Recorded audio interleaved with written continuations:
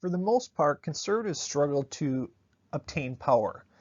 Going back to 1964, Barry Goldwater, the arch-conservative from Arizona, was beaten in a landslide by Lyndon Johnson. 1968, we would see Richard Nixon, who, yes, was a Republican, but he was more of a moderate Republican, even though he was a conservative, and he put forth that idea that the conservatives had to pick up this white ethnic working class. He was still a moderate. Then we get to Gerald Ford, who is a little more conservative. We saw this in the case of New York City and his refusal, at least initially, to provide a bailout for that city. But nonetheless, he supported things like the Equal Rights Amendment, as did his wife. So we do not really see the rise and ascendancy of conservatism until we get to Reagan in his election to the presidency in 1980. And that is why he is the focus of this entire lecture, which begins by dealing with the domestic issues of the 1980s and then moving on to foreign policy. And in fact, while the domestic end is a continuation of our last lecture in how to respond to the economic disaster that was the 1970s, the second half of this lecture that deals with foreign policy is just as important. Because what the second half of this lecture does is it finishes our story of the Cold War, which goes all the way back, obviously, to the 1940s when we were talking about things like the Truman Doctrine, the Marshall Plan, so on and so forth. Now we are finally getting to the end of this story, at least for our purposes in this class, of the Cold War. Ronald Reagan's economic policy became known as Reaganomics.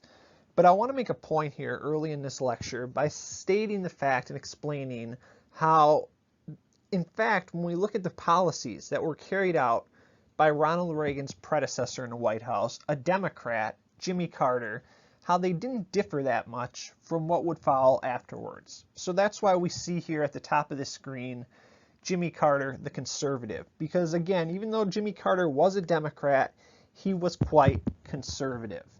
And one of the moves that point to this conservatism in Jimmy Carter was something that happened in 1979.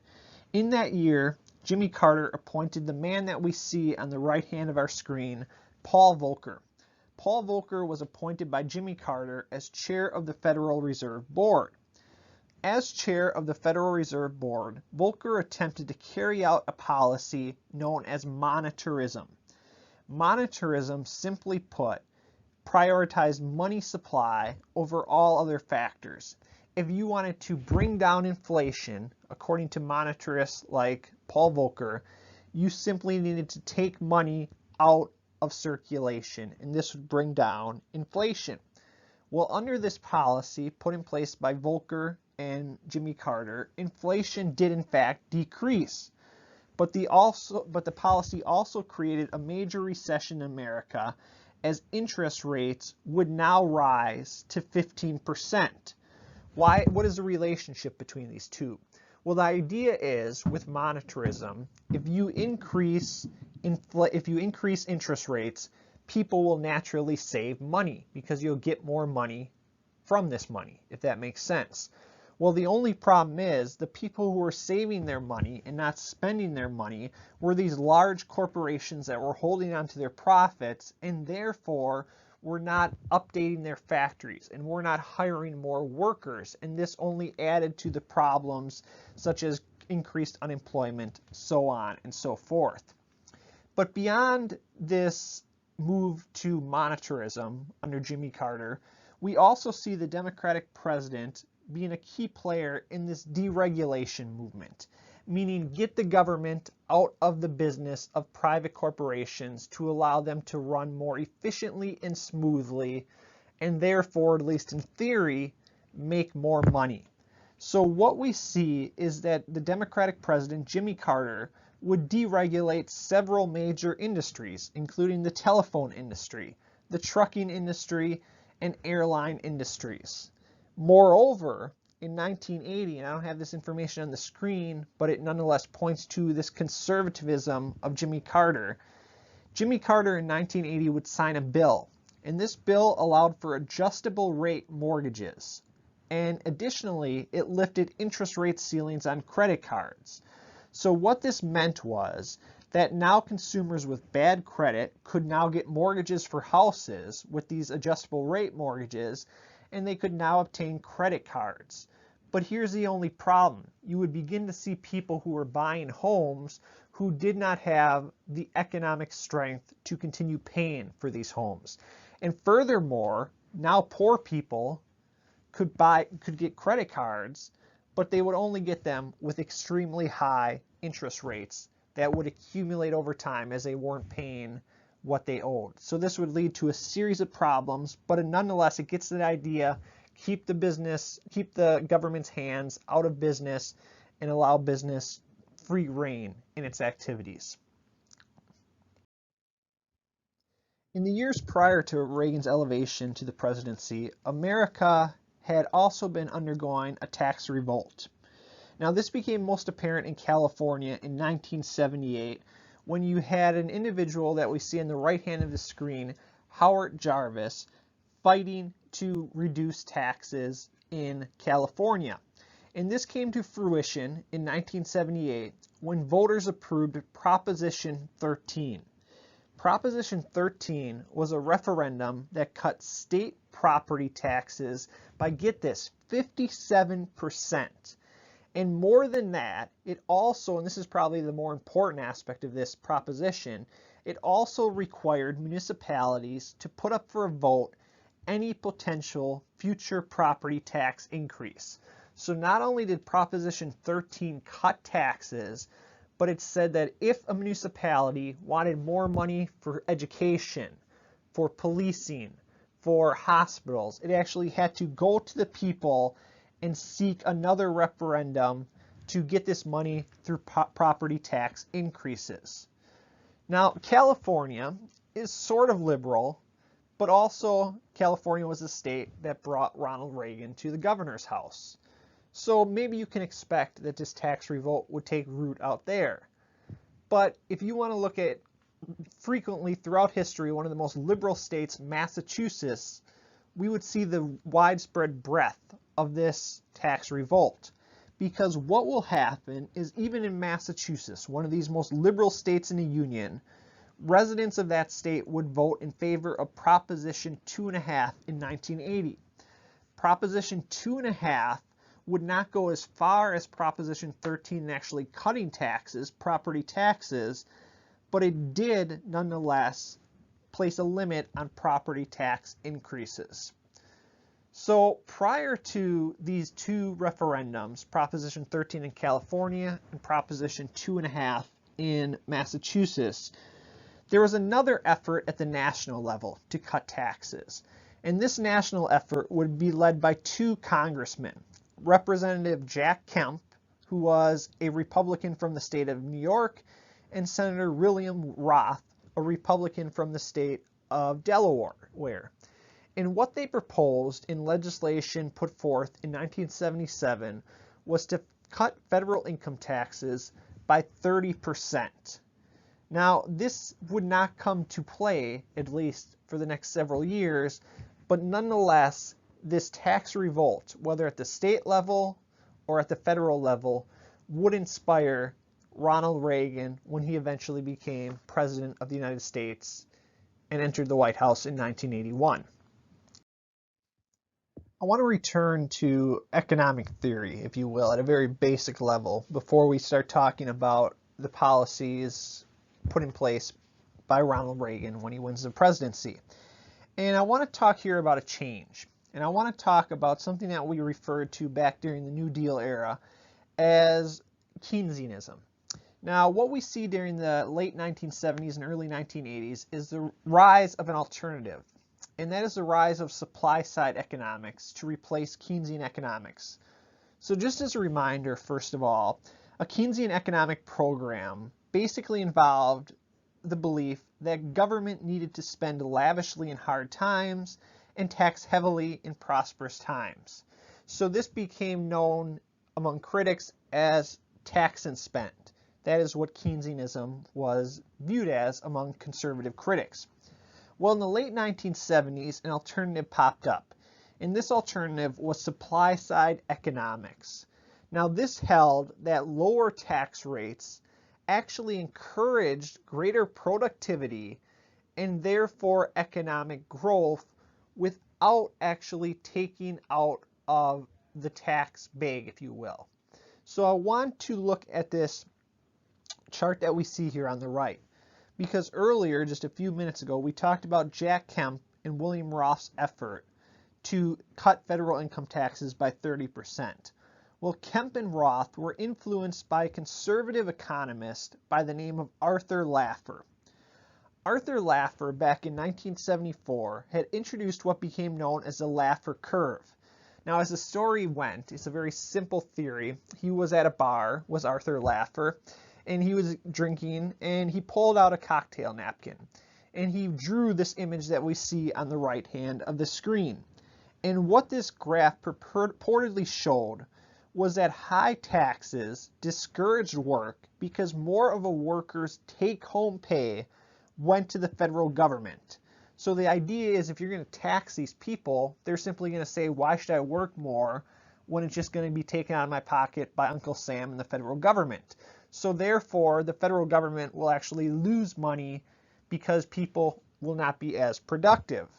Now, conversely, tax cuts would allow more money to go into the pockets of workers and thus encourage them to work more. And therefore, by working more, even though it would be smaller tax rates, more of it would be going into the federal government's coffers.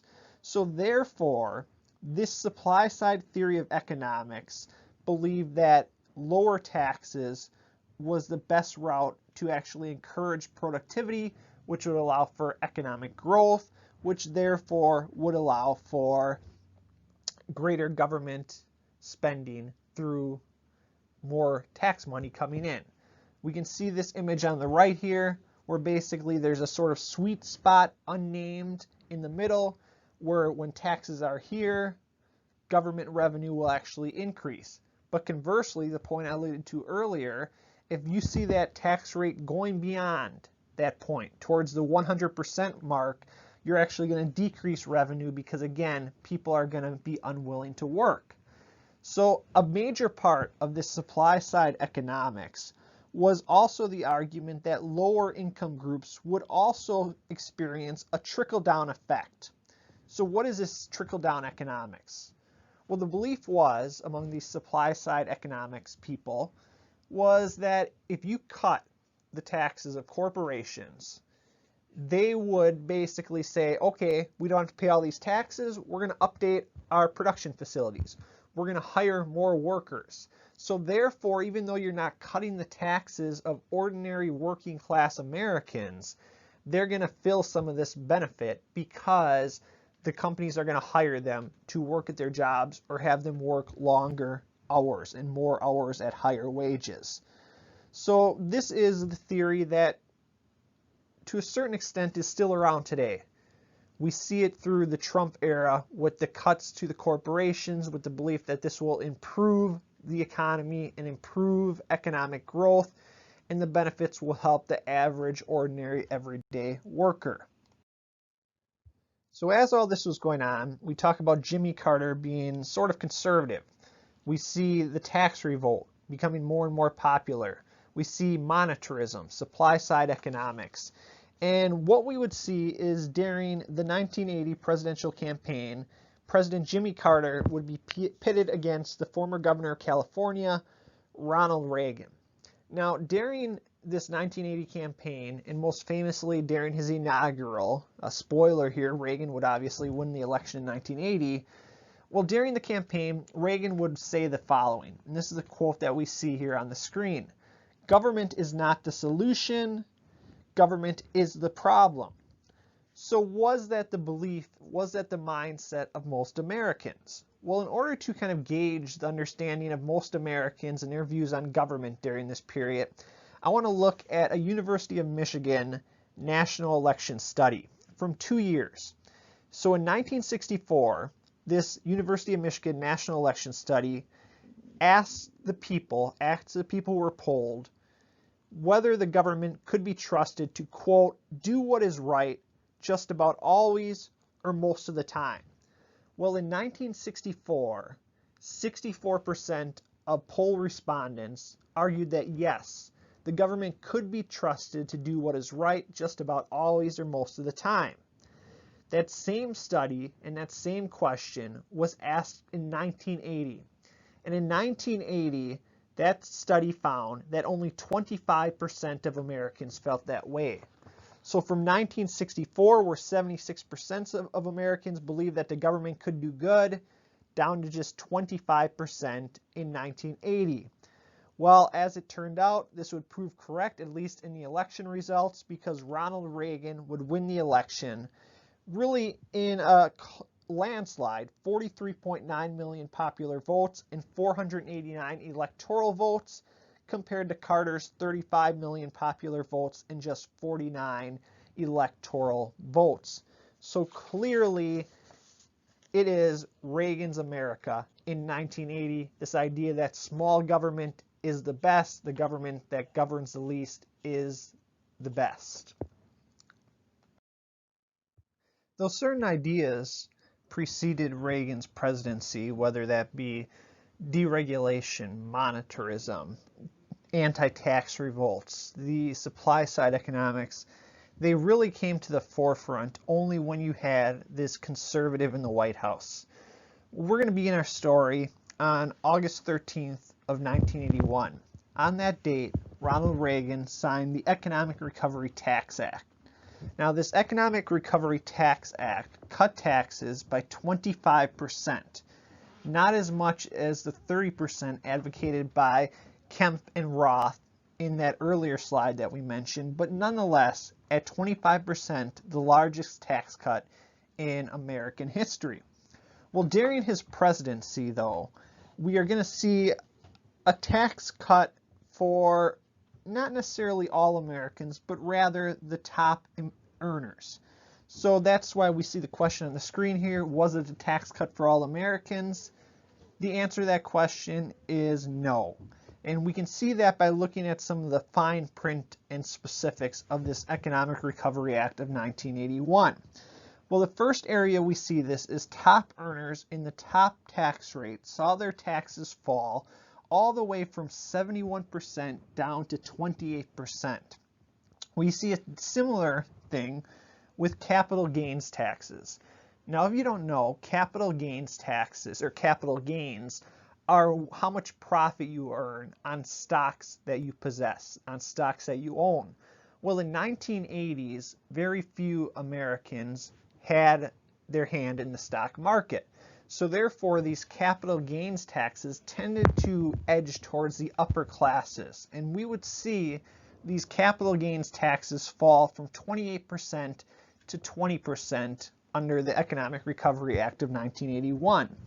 Finally, indicative of the supply side economics, where if you cut taxes for corporations, it'll trickle down to ordinary Americans, we see corporate tax rates fall from 46% down to 35%.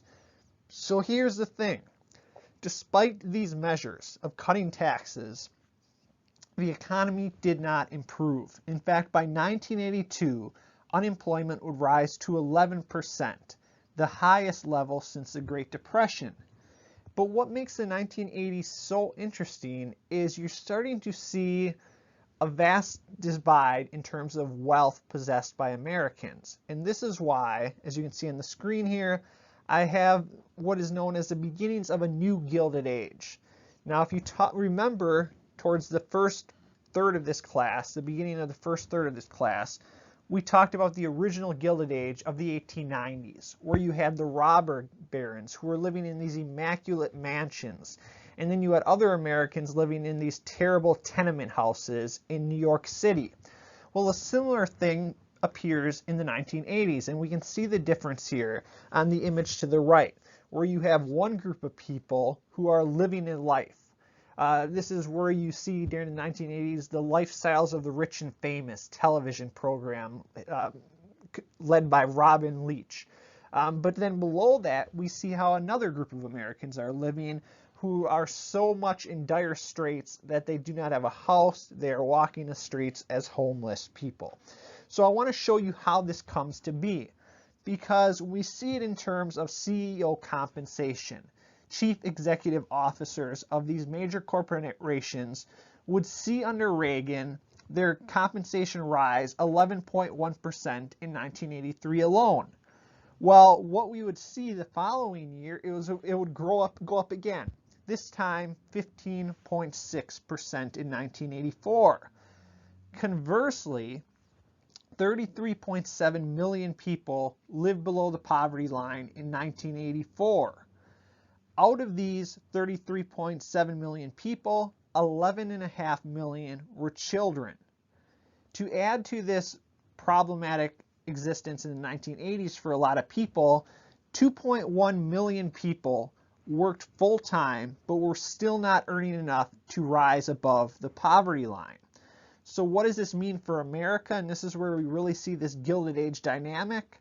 By 1989, the last year of Reagan's presidency, where he is out of office in January of 1989, the top 1% of all households in America, or about 834,000 households, was worth about $6 trillion. Meanwhile, the bottom 90% of households, which at this time in 1989 made up about 84 million households, was worth about $5 trillion. So in short, these top 1%, 834,000 households, had just $1 trillion more than 84 million households in 1980s America.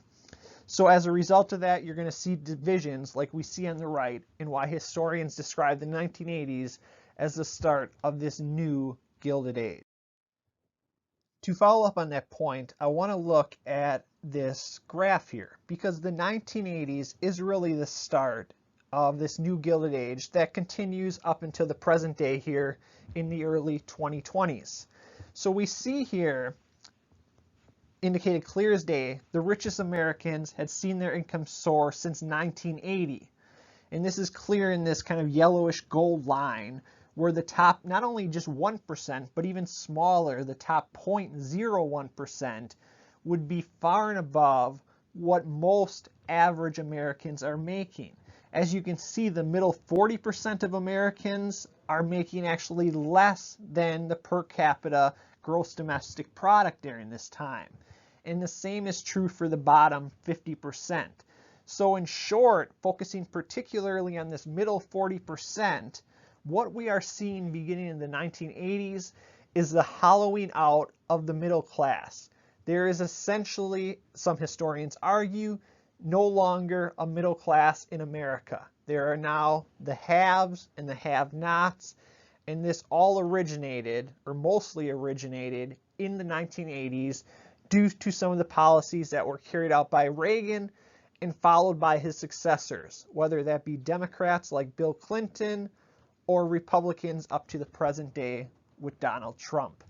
So in short, this is very much indicative, this graph, of a new Gilded Age. To return back to the 1980s though, this new phenomenon of these extremely wealthy individuals led to a new designation for these people, the so-called yuppies. And this became a phenomenon in itself, the name itself. In fact, so much so that in 1984, there was a book published known as the Yuppie Handbook. Now this Yuppie Handbook that you see on the right described the attributes of a yuppie as follows. Yuppies in the 1980s made six figures in the hundreds of thousands of dollars. They knew major D's from trendy places, meaning they could get dinner reservations on the drop of a dime. They often owned a renovated loft on an old pier that was previously industrial. Now it was made up in kind of a condo-like thing.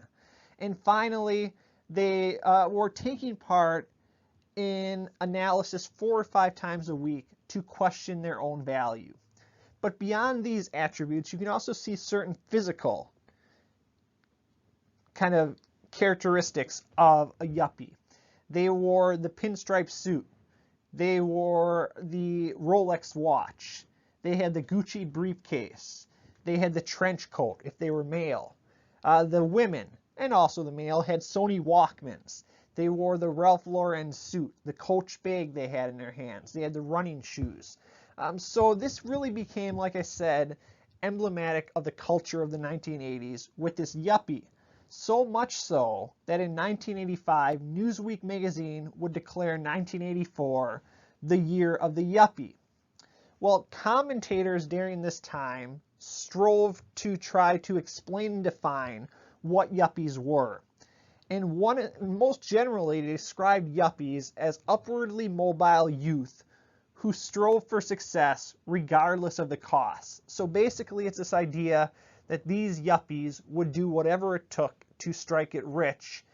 And if that meant stepping on a few bodies on the way up, that was fine as long as they could become a yuppie. And what you're eventually going to see is more and more periodicals talking about it. We see the quote on the screen here from Time magazine saying yuppies are, quote, dedicated to the twin goals of making piles of money and achieving perfection through physical fitness and therapy. So this is what the 1980s had come to, but it wasn't for most Americans. It was a very select few, and for most Americans, they were struggling to get by day by day. What I want to do now is I want to transition to foreign policy, and particularly the rising tensions between the Soviet Union and the United States. And moreover, to make the transition evident here, I want to make an important note here. Because even though Reagan was big on making government smaller, he wasn't necessarily, nor were a lot of conservatives, anti-government. But rather, conservatives like Ronald Reagan sought to reorder the nation's priorities. So what did this mean? They wanted greater spending, more spending on defense, military, and less on social programs like welfare. Therefore, despite his appeals for small government, we would see national debt under Ronald Reagan triple, increasing from $907 billion in 1980 to $2.6 trillion in 1988. And in fact, during the same time, which explains why there was a lot of debt, we would see between 1981 and 1989, defense spending rise from 5.3% of gross domestic product up to 6.4% of gross domestic product. So clearly, Ronald Reagan and other conservatives after will not care too much about balancing budgets, even though they talk a lot about small government. It's all about priorities. Conservatives like Ronald Reagan said we need to focus on strengthening America's military and cut back on the social safety net, and that is what will solve America's problems. Well, by increasing funding for defense and the military, Ronald Reagan hoped to overcome what was known at this time as the Vietnam Syndrome. So what was this Vietnam Syndrome? Following the Vietnam War, certain commentators claimed that America was sort of down on itself.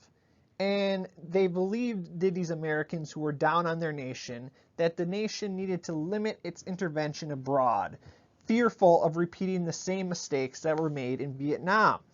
Well, Reagan spoke a lot about this Vietnam syndrome, and we see one example here on the screen from a campaign speech that he made in 1980. And what this campaign speech in 1980 said was the following. For too long, we have lived with the Vietnam Syndrome. Much of that syndrome has been created by the North Vietnamese aggressors who now threaten the peaceful people of Thailand. Over and over, they told us for nearly 10 years that we were the aggressors bent on imperialistic conquest. They had a plan. It was to win in the field of propaganda here in America what they could not win on the field of battle in Vietnam. As the years dragged on, we were told that peace would come if we would simply stop interfering and go home. In short, what Reagan was railing against with the Vietnam Syndrome was a perceived belief that America had become too isolationist. And because America had pulled back from foreign affairs, this opened the door to the Soviet Union to take over all of these lands across the world. So therefore, Ronald Reagan promised during the campaign and after that he would make America strong again to contest the Soviet Union across the world. Now here's the interesting thing though. Hollywood and the toy industry picked up on the desire to crush the Vietnam syndrome as well. So for instance, and we see these images on the right hand of the screen, Hasbro Toys would begin selling again in the 1980s its G.I. Joe action figures, and in addition there would be a new cartoon series, G.I. Joe, A Real American Hero. Meanwhile, Hollywood introduced Americans to John Rambo. John Rambo, if any of you have seen the movies from the 1980s, there has been a string of sequels. In fact, I think last year there was, or a few years ago, a new Rambo out, the supposedly the last Rambo. So this is going on, what, 30, 40 years? But nonetheless, John Rambo was a Vietnam veteran who returns to America only to find a country that has turned its back on its war heroes. Well, interestingly enough, in the sequel to the first Rambo film, the Vietnam veteran, John Rambo, returns to Vietnam to save POWs, and in the process, refights and wins the Vietnam War for America on the big movie theater screen. Reagan thought so highly of the film and John Rambo that his supporters actually created the fictional Ronbo that we see on the right hand of the screen here, which is Rambo's body with Ronald Reagan's head on it. So this is the character, the fictional characterization of Rambo, that Ronald Reagan is going to be like Rambo and defeat the communists across the globe. Phyllis Schlafly, we talked about her opposition to the Equal Rights Amendment. She found in Rambo also redemption for the United States' weakness in Vietnam. In 1985, Phyllis Schlafly would say the following: Rambo expresses the collective outrage of Americans that we let a two-bit backward country in Southeast Asia defeat us. What we are seeing here, whether it be increasing defense spending, these cultural symbols, America wants to be strong again, and Reagan is really playing this tune to perfection, that he is going to make America strong and we are going to defeat those terrible communists who are taking over the country. When we first started to introduce this idea of a Cold War after World War II, I explained in lecture that it was known as a Cold War because for the most part, the United States and the Soviet Union did not clash personally on the battlefield for this 40 some odd year period. Well, one of the biggest reasons why Soviet soldiers and American soldiers never clashed on the battlefield was because of the nuclear weapons that were possessed by each of these powers, that by the 1980s had reached in the tens of thousands. The fear was, of course, that if a battle was started on the ground between troops, it would eventually escalate into nuclear warfare and therefore destroy and kill all of humankind. Well, we're going to pick up the story here now in the 1980s and talk about these efforts in this decade to avert a nuclear catastrophe, to avert nuclear Armageddon. And I want to talk a little bit here just briefly about the death of détente in the 1970s and into the 1980s. Because after the Soviet Union and the United States had improved relations during the era of détente, and when we're talking about détente here, it lasted throughout much of the 1970s, and it ended in the late 1970s as events began to spiral out of control across the world, in Afghanistan, in Iran, and also in Europe. And I want to pick up on a story on what is going on in Europe in 1979. In 1979, the Soviet Union deployed its new SS-20 missiles. Now, these new SS-20 missiles were intermediate-range missiles that could reach Western European nations. Well, NATO nations, the United States and European nations tied to the North Atlantic Treaty Organization, NATO, responded with its so-called dual-track decision. And this involved two parts, hence the name dual track. First of all, the United States promised to deploy Pershing II missiles and cruise missiles, ground-launched cruise missiles, in Europe by 1983. And this is important, this 4-year delay, because U.S. officials hoped that during this 4-year delay, that there would be agreement between US and Soviet leaders to reach an arms control treaty that would make the need for missiles in Europe unnecessary. Well, the problem is this never happened, so in 1983, the Pershing II missiles arrived in NATO countries in Europe, really escalating the confrontation between the Soviet Union and the United States. But it wasn't just this positioning of these Pershing II missiles in Europe that caused problems. You also had Ronald Reagan. As already mentioned, defense spending ballooned under Ronald Reagan. This was because of the philosophy that he followed that was known as peace through strength. What this idea of peace through strength meant was Reagan argued that the Soviet Union would only come to the negotiating table to end the arms race, to end nuclear weapons, if the United States significantly built up its military and nuclear capabilities. Beyond ramping up defense spending, Reagan used speeches to portray the Soviet Union as a threat to the United States, calling it, among other things, an evil empire. You have that document, of course, that starts with that. That is really emblematic of Reagan's verbal onslaught against the Soviet Union. So despite his actions, Reagan would still claim that he too wanted to rid the world of nuclear weapons and coexist peacefully with the Soviet Union. But he would believe this would not be achieved through arms control agreements to destroy nuclear weapons. Rather, Ronald Reagan argued that the United States needed to develop a defense that would make nuclear weapons obsolete and useless. To this end, in early 1983, Reagan introduced the Strategic Defense Initiative, known as SDI. This, he claimed, would create an invisible shield around the United States by using lasers situated on satellites that would shoot down. These lasers would shoot down incoming nuclear missiles. Well, there were a lot of critics almost immediately, and these critics noted that many difficulties were associated with such a system, a futuristic system. And in fact, what a lot of these critics called SDI was Star Wars, the name of a popular movie franchise, claiming that SDI was mere science fiction.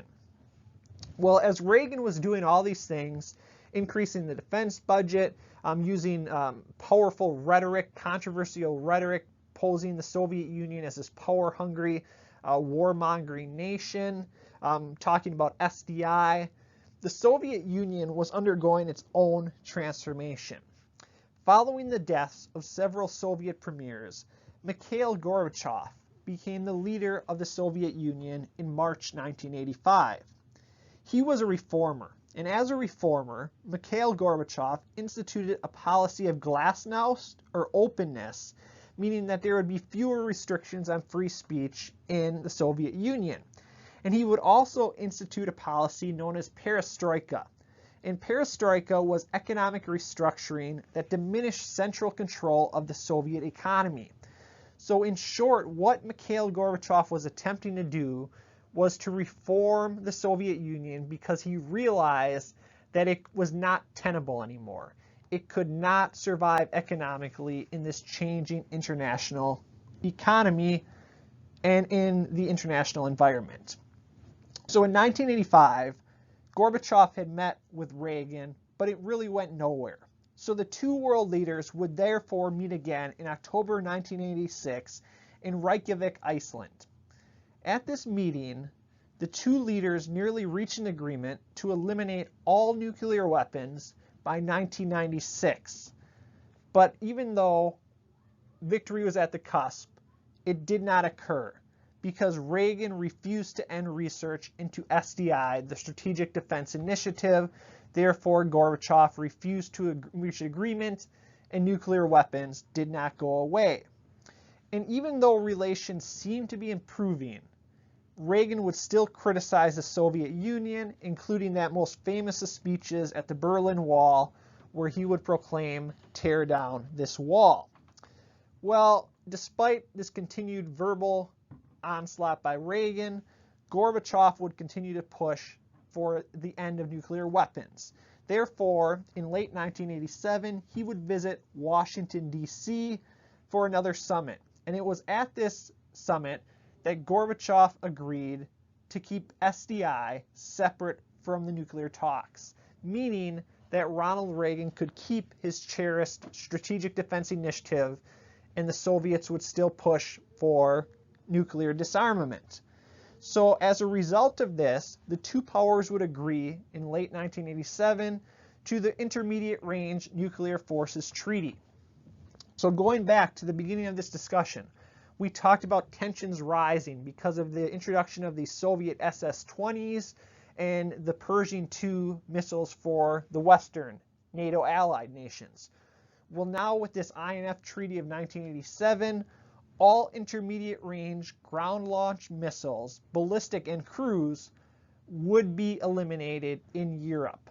So there are still the so-called intercontinental ballistic missiles, meaning that the Soviet Union could shoot their missiles to the United States from the Soviet Union and vice versa. But these shorter range, intermediate range missiles were now eliminated because of this Intermediate Range Nuclear Forces Treaty. I want to spend just a minute on this slide, on this image that, as you can see, talks about the missiles banned by the INF Treaty. And I like this image because what it shows is the lack of balance in what missiles were being destroyed on each side. So with the US, they only had to get rid of 3 of their missiles, the Pershing 1 and 2 and the cruise missile. The Soviet Union, on the other hand, had to get rid of some of their behemoths, not only the SS-20 that we referred to earlier, but a lot of its earlier incarnations. So not only were they bigger in size, but they were also larger in quantity as well.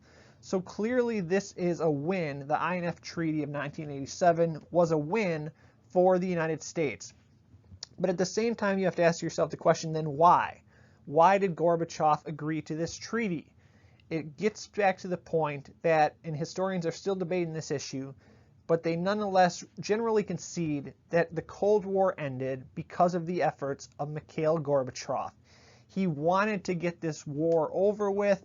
He, far more than Reagan, was willing to bend over backwards to end this Cold War, and we can see it even in this INF Treaty of 1987, where the Soviets are willing to give up a far greater number and variety of missiles in comparison to the United States. To end this discussion of the Cold War, we're obviously going to talk about 2 major events here: the fall of the Berlin Wall and the dissolution of the Soviet Union. But before I get to that, I want to focus on a few other events, because what we see is by late 1989, Mikhail Gorbachev began to consider the possibility of loosening control over Eastern Europe. So again, we talked about that Iron Curtain descending across Europe in the late 1940s. Now Mikhail Gorbachev is allowing that curtain to rise up, to allowing these countries in Eastern Europe to be granted their independence and become non-communist. So where does this story begin? I give you several different examples. I'm going to focus on 3 countries here: Hungary, Czechoslovakia, and Poland in 1989.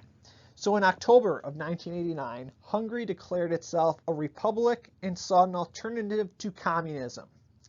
In late November, the Czech Communist Party announced that it would relinquish power in Czechoslovakia. Finally, in December, Poland's parliament restored democracy after elections in mid-1989 ousted the communists in the Polish parliament.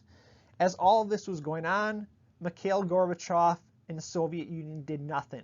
They allowed these countries to reclaim their independence. And this therefore encouraged several other Eastern European nations to break from the Soviet Union.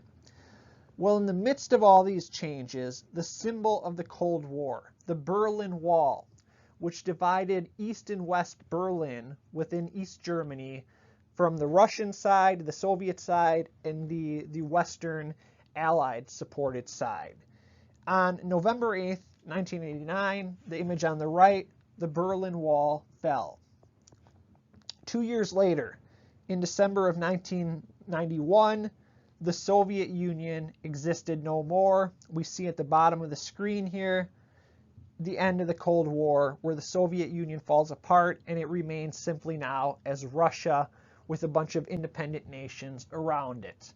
So here we are in the early 1990s, and the question becomes, what next? What will America's role be in the world? What does the end of the Cold War mean for domestic politics within the United States?